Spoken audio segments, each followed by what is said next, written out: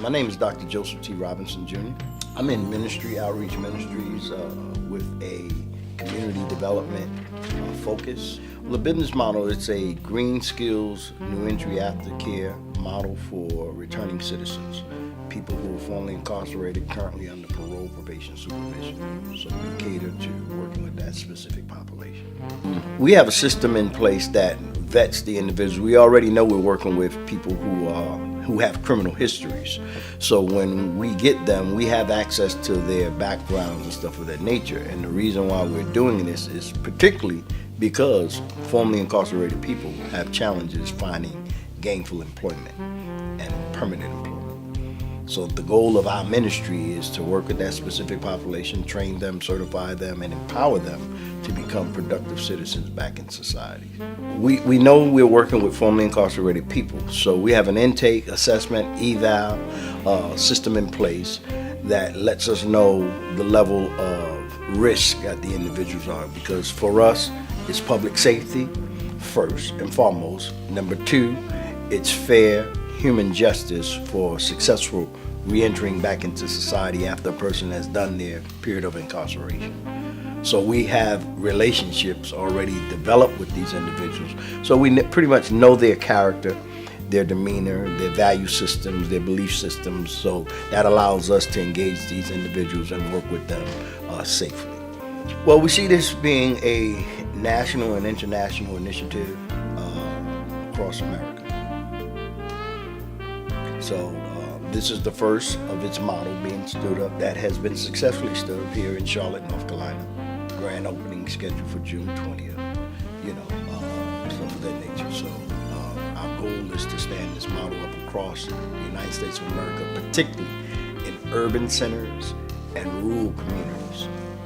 Being a formerly incarcerated person myself, I know the challenges that I dealt with after coming out of the prison industrial complexes of being a black male, being a father of children, being a husband to a wife, not being able to take care of my fatherly duties, my manly duties, my husbandly duties, just the mere fact of me being able to take care of myself, pay my bills.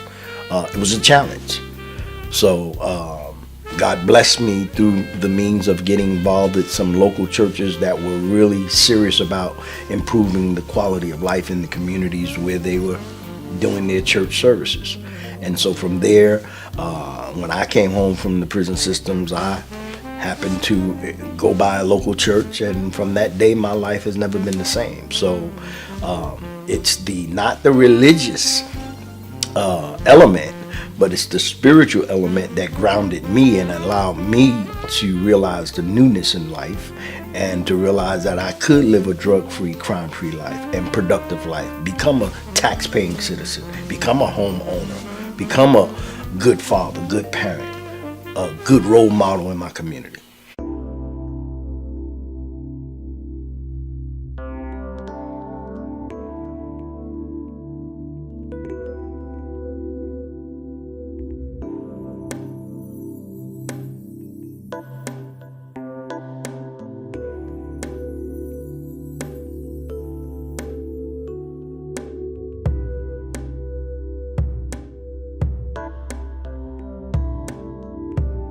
Well, my name is Todd McFarland. You. Well, like I said, I'm 53 years old. I have 3 children, 2 girls and a boy. They being 33, 27, and 15. The youngest one being the girl, and of course the boys in the middle. Well, anyway, I'm a mechanic. I do heating and air. I'm a plumber. I can do a lot of different things. But right now, just out here in this world out here right now, just got kind of chaotic, finding jobs and everything's crazy too. I'll get to that in a minute. But right now, I tell you, just, out here trying to survive right now. And things is going so, could be better. That's why I'm here in Forever Green right now. Yeah, I was incarcerated one time.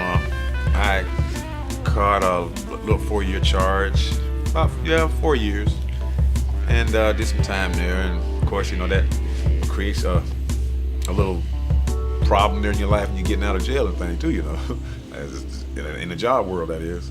So I done a little time. I was incarcerated. Of course, that changed a lot of things for me. It's on the account it happened when I was young. So therefore, my work history wasn't as long as it is now, of course. But the thing is, I didn't have too much a problem finding jobs per se because the economy wasn't as bad as it is now. But I stayed pretty busy before that. I could find a job pretty fair, pretty decent. It wasn't too hard to find a job. But when I got out from being incarcerated, all that changed. You're knocking on doors. We'll call you with no callbacks. All the time. I experienced that a lot. I'm working with Prefer Evergreen under the Reverend Dr. Reverend Robinson here at Prefer Evergreen. He's given me a pretty nice position here, work with the company. And it's been great. I'll tell you, I took on a lot of duties as far as responsibilities, learning different things. Right now, I'm head of the plant, so now I have to organize everybody together, get everybody set up every morning, set everyone up on their machines, get them trained right for the machines. What I do is I take the inventory, we line them up, we have them separate the plastics, different commodities, weighing them out, scaling them out, and they're doing a great job too. And we teach them how to operate different equipment in there. Everybody learns how to do everything sequentially, where everything's safe. We have to have safety attire and everything. And the guys, these guys that's coming in here, most of these guys are incarcerated, formerly incarcerated as myself. And so, we're offering them different opportunities as well because now they're learning the trade and the skill. Whereas, out in the world, you can't hardly find a place that's going to train you or facilitate that by, with money as far as you working and getting training. So right now, that's in the play. We get the opportunity to teach them different skills along the way here as well. So right now, it's working for me because I really didn't have all these skills what I have now as far as, and of course, being in charge, I can learn, these other guys, teach these guys how to do it as well. And so it's been really a great experience to just be in this position. And of course, now the guys that are here now, like I said, most of them are formerly incarcerated as well. So now we're getting this training, we get these skills where we can apply ourselves. From learning these skills now, we can take them anywhere else we go in the world. So, how do you know Rev, and how has he impacted your life? Well, I tell you what, it's been a great experience for one thing. But he came to me, like I said before, he met me through just looking for some guys. He saw me on my front porch, and he drove me off my front porch and asked me a few questions to see how I responded. And I guess I responded enough to the point where he gave me an opportunity to bring me in because he was looking for some reliable people during the time. And so I got in that way, and now it's been one of my best friends right now. I can tell you that. And of course, coming here, he's learned that I have a little discipline about myself. So he allowed me to be the floor manager. So now I'm running the shop here, and I'm really feeling good about that. Rev is a real good friend indeed, but one hell of a boss too. Now this model here that he's got going now, oh my goodness, he's done a great thing here. Now this particular model here, he's going to take this model and be able to take this and use it as a scale for other models across the state or the United States, wherever they set them up at right now, because he is putting everything in order right now where this can help. You got different programs to help people along the way as well, like housing, of course, unemployment part of it, training skills, you name it, anything to do with hard times when you're getting out of out of an incarcerated situation. And Prefer Evergreen right now is offering that. It's this model here is one of the premier to me models that I've ever even seen to come up like this right here. I've never seen anything like it. In fact, it impressed me so much. That's why I stuck with it and hung in there for him because I want to be a part of something like this. Well, I'm originally from Bamberg, South Carolina. I was born in Atlanta, but I was raised up in Bamberg, South Carolina. Moved to Charlotte when I was like 8. Phrase that I messed up. I moved to Charlotte about 8 years ago. Yeah, from South Carolina. I've been in South Carolina before then. Got in a little trouble with the law, 16. when I got in some trouble, caught a charge of robbery, and did a little time. Got out. I did like 2.5. Got out, and I became a maintenance manager at a McDonald's. Did that for a while. Did that for a couple of years, but I wanted better for myself. And then I decided to get a warehouse job, working, riding a forklift. Then I became a forklift driver. Then I ended up being a warehouse supervisor. But I was always temp, never perm. Finally able to come perm. They ran my record. Then, due to the charges, they ended up letting me go. And then from there, it just been hard for me. I would apply places, get jobs, be on the job, then, they would end up, letting me go due to the fact that I had a history. But I just kept on working, kept on trying to have 4 kids. I ended up making 4 kids, have 4 kids. 12-year-old, 4-year-old, 3-year-old, and 2-year-old. Yeah, I was always a worker. I was a working guy. Before then, I used to work with my granddad. He had his own company. So, I started off young working, always hands-on. I never could say I don't think I remember when I never started working. My granddad had his own, he had his own club, then he had his own watermelon field, but then, he passed. But then beforehand, I worked for him for years because he raised me. My mom died when I was 3. So, that's kind of how I ended up getting in trouble as a youth because I didn't have my parents in my life. Grandparents, even they were older than me. And then, he tried to teach me the right things, but they was just a little bit too young. I was a little bit too younger. And, it just ended up getting in a lot of things in trouble. But I always was a worker. I got out, but then I ended up getting in some more trouble after I got out.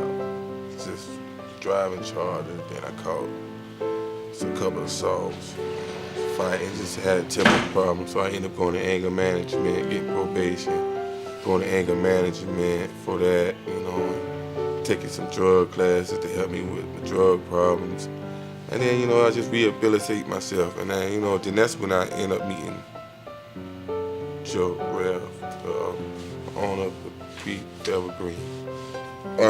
Actually, I met him through a family friend. He knew someone that, someone I knew him. And he was talking to them about his program. And they knew I had just got out of jail and I was trying to change my life. And, I needed a job to support my family. So then I called Joe and put me to work. And, I always been here, since day one I was always working. I ended up getting a good position. Been working with him for over a year. On and off, on for over a year. Yes, it's helped me out a lot. It's better me as a person, a man, because, it teaches me more about responsibility because he gave me a title. And he gave me a responsibility, so it's not all about me, it's more about us. And working with him, he taught me that, we could all be one, Used to have get in a lot of trouble. And he's willing to work with you, There's not a lot of companies out here willing to work with people who have had trouble in their past. And he's willing to give you a chance. If you can show and prove that you're a good worker, then you can always have a job, And that's what it's about, making jobs and helping out people who've had trouble in their past, who's trying to better themselves. And this program has helped me better myself, physically and mentally. It's better me, And I think it could do a lot for other people too. He's coached me, giving me positive, talk to me about the Lord, put the Lord in my life, help me talk positive more about being more in the church. He's taught me stuff like that, but, I always been able to kind of assist myself because I've had it hard, but it haven't been easy, but it hasn't been to where I had to stand on the corner with a homeless sign. So, I can say that he's helped me a lot. He coached me and taught me to better myself as an individual, you know. He's talked to me, you know, when I see him talk to a lot of these guys, and he talk positive. He's a positive talker, you know, positive thinker, and I do appreciate him for that. Hard worker, family man. Don't really have too many hobbies. The only hobby that I could think of is work, get money, financials. That's a hobby. I've been incarcerated a few times. Actually went to prison one time for, what was the charges? It was felony robbery and fire and occupied dwelling. I had quite a few positions. I actually worked at a Big Lots as a cashier, stock clerk. After that, I worked at the airport at HMS Host as a cook at a restaurant. And yeah, that would have been my last position before I got incarcerated. Just being young and not realizing what I really had at that point in time, and I guess just for the sake of doing stuff. Yeah, actually this will be my second position, because I'm currently working at KFC too. Actually there was a lot of work, you know, as far as myself, because without knowing a few people, I probably wouldn't have been able to be hired at either position. And other than that, that's pretty much. Yeah, I do, because it's a lot of incarcerated people that are trying to get out and go a straight path and get jobs, but it's kind of hard. Yeah, like I said, if you don't know certain people in certain positions, it's not just as simple as you could fill out an application and, okay, well, here's an interview and you're hired. No, it doesn't work like that. They look at your history as far as your criminal record, and they'll follow off of that, and which sometimes, you know, not the case, because a criminal record does not say what my work history is. That just says that I made a mistake. I was born and raised in Charlotte. I've been a native. I have a 6-year-old son, and that's my life. That's my heart. Right now I'm still kind of living with my mother and my father due to the situation. But I mean, I'm just a happy-going person. I like to stay focused a lot. You know what I'm saying? I like to keep busy. And when I'm not busy, I wind up doing things I ain't got no business doing when I don't stay busy. Just much time I can spend with my son as possible. He's growing fast. He know too much. So any free time I have, if I'm not trying to do something positive now, I make sure I have my son with me. Basically, what this is teaching me is patience and sacrificing. You can't get nowhere without sacrificing. And it teaches me that, because I have to put up with mess and drama just because I'm doing it for him. So that's the only reason why I deal with it. If it wasn't for that, no. It was something that I couldn't. As growing up, I was sheltered. I was a sheltered child. Like, my mama just kept me under her. Like, I was very sheltered. And so by the time I really got to high school and could just what's the word I'm looking for? When I got into high school, I got with the wrong crowd. Like, I could associate and make friends quick. I love to mingle and get to know different people. And in that, I would always get to know the wrong people. And leaving from that, I wound up on the same path when I finished high school, and just started going through a lot of mess. And got caught up. Like, my son was like 1 at the time. But the only thing, when I did something, I do it, but I always make sure I came home to my child. Situation, I was charged for, I guess you might well say, somewhat of a violent crime. And But at the same time, the situation, it played out that the person tried to rob me. I shot him with the firearm that I purchased legally that was registered.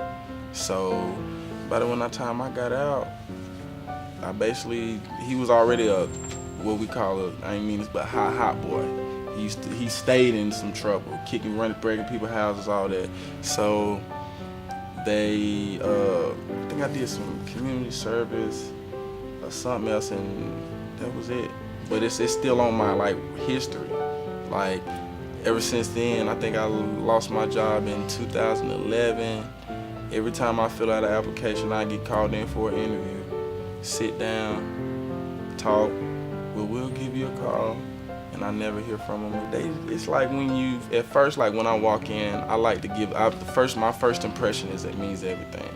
I'm gonna come in with either depending on where I'm going, I'm either gonna come in with my khakis, a shirt and tie, or I might come in there with a whole suit on.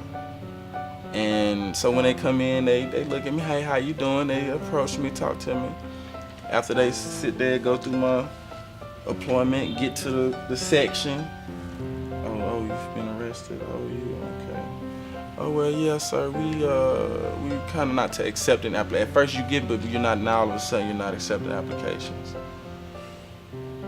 TNR PPRE Forever Green.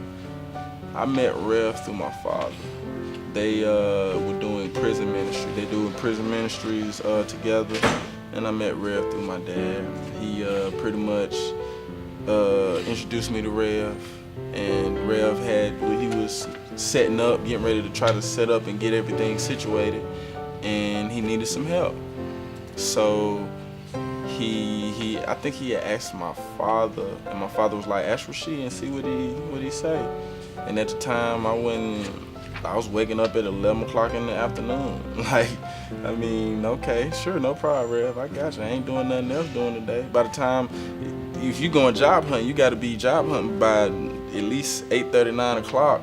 And by 12, it's time to come back home. 11:30, it's time to come home. Because everybody either going out to lunch or... So I said, okay. To be truthfully honest, there's no point of trying to sugarcoat it. That's what I did. I'm glad I don't have to anymore. But, wasn't nobody trying to hire me. Nobody was trying to give me an opportunity. And Rev saw fit to give me that's all someone really needs. No one is perfect. If you mess up, you mess up. As long as you learn from that situation, that's okay. When you messing up is a learning experience. That's how I look at it. I look at it way, okay, I know how to do this, don't do it again. If that person accepts what they did and knows, okay, look, what I did was wrong, I can't excuse it. I just gotta move forward and stay positive. If a person can really understand that, then if he deserves it, he deserves it. He deserves it because I bet he gonna show you he deserves it. He got more to prove than anybody else. He got to prove something. He got to show. He's showing to himself. He not me personally. I don't worry about nobody else. I prove to myself. My daddy said something to me. Well, you don't show me this and you don't show. I said, Daddy, I love you, but I don't have to show you anything. I show myself something. I have to show me and my son something. Besides that, I don't have to prove anything to anyone. All of the above, and plus it's also the best part about it is a learning experience. It's a way to grow. It's a way it's showing me a lot. It showed me that as far as the environmental aspect, I never knew that it was like that. I never knew that you could help do something for the earth. You can help try to clean up and get paid for it at the same time. To me personally, when you can help someone when you can really help someone and get paid, that's a 2-in-1. This program has impacted my life very much. It has impacted my life by helping me take care of my child. It's been impacting my life by showing me more responsibility. My son is my responsibility, but it showed me more of just take your time. Take your time because it took time to get everything set up. It took time. It take time to basically to really get something started. You have to take time and like I said earlier, sacrifice. So, but the program has helped me because it's giving me a job. It's giving me an opportunity to improve myself. It's giving me an opportunity to grow. It's giving me a second chance that I felt like nobody else wanted to give me. It was to the point where I wanted to give up until I met Rev. It was to a point where I wanted to just give up. And so any time that I can get that you can get a second chance, I'm gonna take it and hold on to it for dear life and do the best that I can and some. Well, in a nutshell, Tyler Klein, originally from Newport News, Virginia. A graduate of Kinston High School in Kinston, North Carolina. Then after high school, I went on to North Carolina A&T State University, located in Greensboro, North Carolina, which I did not completely finish my degree. I was in my third year. Then I started working in Charlotte, and over the summer and the fall semester of 2013, I traveled back and forth between Charlotte and Greensboro to attend classes as well as work. Well, as of recently, until just recently, I had no run-ins with the law other than traffic violations. But in October of 2013, I was charged with felony larceny by employee, 4 counts, where I simply, I'm gonna just be completely honest, simply took money out of the cash register, and I fed up to it, paid them back, and served probably 2 days in jail. But that was it. My work history, it wasn't very lengthy. Being 22, I was a full-time student majority of the time, and I had a couple of summer jobs, one working wireless retail, another working a summer camp. So Best Buy was my first major deal, but being how I blew that opportunity, going through the process of being in jail and going through this process of having to apply to jobs with a felony on my record has kind of opened my eyes to how difficult it is in these days and times to get a job with a felony on your record, regardless of how qualified you are for the position. Since I have gotten in trouble, which was in October of 2013, I've applied to 238 jobs. And since I have been interviewed by more than half. I've been interviewed by more than half. And in the process, what I've noticed has been the issue is I have the demeanor to where I can get the job and get the interview, but when they send it up to corporate sees my record and not me. So that's the reason why I haven't been employed. I mean, it's kind of one of these things to where I'll go in, do the initial interview, and the people, they love who they're meeting. And from the gate, I've always been the type, I want you to know what you're getting into before you interview me. So I'm the type to where if you interview me, I'm gonna tell you from the gate, hey, there's a felony on my record, this is what I did, this, that, and the third. Then from there, we can continue with the interview. Now, the issue I've run into is after the interview, they'll bring me back for a second interview, and that interview will go fine. From that, they send it up to corporate. And corporate only sees what's on paper, and they don't get a chance to actually meet and interact with me. So they're not willing to give me that opportunity. So 9 times out of 10, I'll either receive a letter in the mail or get a call back saying, we are unable to move forward with you because of what's on your record. Well, it's a blessing from God. Through my community service that I was assigned, I got hooked up with Reverend Robinson, who after about, I would say, a week or two, he had me in here helping him set up his company, which is now Pre-Forever Green, which is a recycling plant. And he offered me a job one day, and I told him yes, sure. So I've patiently waited. And yes, throughout this, it has been a long, drawn-out process, and I have been applying other places, but thankfully this is the place, and it's with someone who I know can trust. I can trust that he has my best benefit at heart, and I know that this plant can benefit others who are in my same position. Purpose, I see purpose in this job because it's, as well as cleaning up the earth and recycling materials, helping the earth, it's also helping get people, felons off the streets and doing something productive, another way to make money versus being on the streets. Rev has a number of services. By being, he's so, how can I put it? He's well connected, well rooted in the community. He has a lot of connections with housing, with parole officers, court systems. He has all type of leeway and all type of knowledge, and people who he can actually put you in contact with that can help you further pursue whatever you are trying to accomplish or whatever situation you're trying to get yourself out of. Well, before I get to the opportunity, I have to speak on what brought me to the opportunity. The incident which brought me to a point in my life to where I'd never been before. And so since I had to realize that I had to take a step back and learn patience, which I have learned a great deal along this journey with Rev to get Pre-Forever Green up and running, which I had to learn a great deal of patience, which times get tight, you want to make money. It was tough. It was tough. But now that Rev has brought this opportunity, we have Pre-Forever Green up and running. What my mission is to do my best, do my part to keep it up and running and make it build and grow, not only nationally, but globally. So, I mean, I just want to do my part so it can help out other fellas like me. I mean, I was fortunate enough to where I'm young enough to where I had my experience to where I can learn from it and move forward. My life, well, it's not my typical job, because what I've always wanted to do is retail, but this job is more so hands-on, and you have to get your hands dirty. And it kind of teaches you the discipline that my parents had, the type of jobs that my parents had and their grandparents had, where they actually had to get on their hands and knees and work long hours in order to get rewarded for it. So it's a different job, but it's rewarding. You work with a great group of guys, and at the end of the day, you're able to go home knowing that you made a difference in the earth. This is definitely a program that I would recommend to any individual who's going through a similar or even worse situation than I would.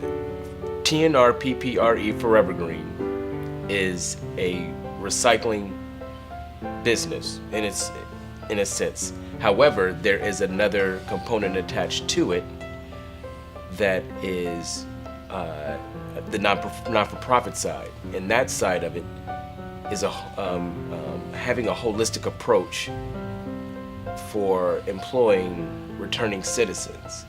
And again, the holistic part comes in where you have the mental health component, which is offering services for them to be able to have a caseworker or having for lack of a better word, is having someone that they can be able to talk to when need be. Two, it's employment. So the other side is financially supporting them. Offering financial support via employment. And three, I believe there's the third side is supporting their family. They have programs. We have outlets for their families to be supported as well. So that's why we have that part as well, because not only do we care about the community via from the environmental side, which is recycling in itself, is helping clean up this earth every single day, little by little. Reuse, reduce, reuse, recycle. And so that you have that side, plus you have, again, the holistic side of returning citizens, being able to gainfully employ these individuals. So when we can help both the community in an environmental way, as well as helping them in a fiscally, and make money all the same, it's a great opportunity, and it's gonna go above and beyond.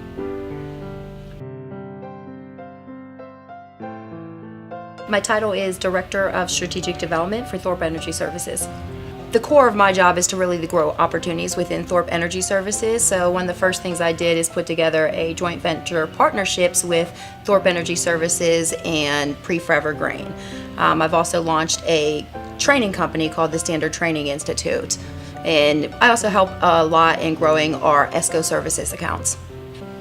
I felt that Pre-Forever Green was a good match for Thorpe Energy Services because our owner, Scott Thorpe, is very much in tune with social justice. Within the Thorpe services, we have a couple different nonprofit organizations that we run, so he doesn't have anything that is particularly geared towards re-entry, but I know he's a passionate advocate of it. So I asked him to come on down and take a look at Reverend's facility. I've worked with Reverend for about 2 years. I've repeatedly tried to help get him some funding through federal agencies, and nothing had ever panned out, but it is just such an excellent program that impacts communities so much that, we just kept trying. And it was a really good match with Thorpe Energy Services because we very much are in the green industry, so we do a lot of energy efficiency, and within all of our energy efficiency programs, we have recycling responsibilities with light bulbs and appliances. So to bring in a recycling facility and start it off with the paper, plastic, aluminum, foil, it'll allow us to grow and actually do our own recycling programs for our ESCO services as well. It's just been exciting. It's taken off. We're getting a lot of recognition from a lot of states that are looking at our model, and wanting to bring it into their states as well. Our initial goal is to open up facilities throughout North and South Carolina. So in all the major metro markets, we'll have a facility there, but then also to take it nationally. Right now I'm working with a team in DC who wants to stand a facility up. I'm working with a team in Indianapolis to open a facility. Then we're also working with a team in 2 different cities in Ohio. And then we've also been in conversation with the governor's office in Georgia. So there's a lot of recognition to the program. So the goal is, honestly, in all 50 states, we want to have at least one facility, but truthfully, in every major metro market, this truly is a national workforce development initiative. So it's really important to us that we bring opportunities to reentry clientele, and most importantly, that when we do, we don't bring them in at minimum wage. We give them a living wage, and then we also provide a holistic approach where we have support services for housing, legal, any type of support service somebody coming back into the communities is in need of. To me, the most important message and really the driving factor behind my pushing so hard to help Reverend Robinson make this happen is I think there's a misunderstanding, and people are always talking about prison doors opening, and those aren't the doors that need to open. I think it's the doors within communities that need to open and embrace returning citizens, because if we don't, they won't reform, and they're going to end up going back and forth, which at the end is no good for our communities. So that's the message, that as an employer, I want to start opening doors and then utilize my network to have additional companies start opening their doors as well, and understand that everybody deserves a second chance. The reality is, when you do a crime, you do receive your punishment, but it's supposed to be a finite sentence. When you're released, you're supposed to be able to be released and go back to your life, but you can't. When you have a record, that is a never-ending sentence when it comes to employment. Well, I'm employed by Thorpe Services, and I'm working initially or directly with the Standard Training Institute, which is the training side of the green recycling training program. Well, my title is Government Relations Manager, so I work directly with funding, assisting individuals with obtaining funding to sit through our training. So I actually assist with WIA, the Workforce Investment Act, as far as helping them go through the processes of getting registered and going through the orientations and obtaining those funding for those types of trainings. I feel like this type of training is important, especially for the sector that we're working in with reentry citizens, and actually giving them the opportunity to be able to obtain gainful employment in this new arising industry as far as green recycling. Sum up the value of Thorpe Services, Pre-Forever Green, and the Standard Training Institute, I would say that it's innovative. We're actually helping the planet. We're helping people, helping the economy as far as bringing jobs to an area. So I feel like I'm just bringing opportunities to a select group of individuals that may have been hard to place in the employment arena, and just being able to offer them position, encouragement, motivation, as well as spiritual insight on the job, and being able to train them in order to obtain those positions. Known Reverend Robinson for over the course of the last 2 years. Worked with him through some other endeavors that I've been with some previous companies, still in the green and sustainability industry. So I've just recent on the scene here, but have known Reverend Robinson for quite some time here. If I were going to direct someone to this industry or to this company, I would probably just tell them, well, just give them a little bit of information on the history of Pre-Pre Forever Green, the mission and the ministries of Pre-Pre Forever Green, led by Reverend Robinson, and how the curriculum that he has developed, how it was a passion of his, how he went out and was diligent in seeking everything that he needed to put this thing together to assist those that he was working with and bringing his ministry to manifestation. I am the program manager for Thorpe Energy Services. I maintain and run the programs for energy auditing that we have within the company, different programs in different areas. Working with Thorpe, I've learned that, it takes a very diverse group to get a job done. You have just, the people you work with, what you see on the surface is not always what you get, and not to take anybody at face value. If I were to talk to somebody about the company, I'd make sure I tell them that we're a very diverse group. There are a lot of different things that the company is into. Not only do we work with energy auditing, but we also work with recycling and many other things, but in the end, everything we do almost benefits the world as a whole. With the company, Pre-Forever Green and what they do, I'm very passionate along with Katie. I've worked with Katie for 6 years now, and she's been working with organizations like this, and I've worked with her and helping get these organizations. I really take, I can't think of the word I need. I'm really passionate about helping these individuals out. Everybody goes through life. Everybody makes mistakes, but those mistakes are not who we are. Everybody deserves a second chance.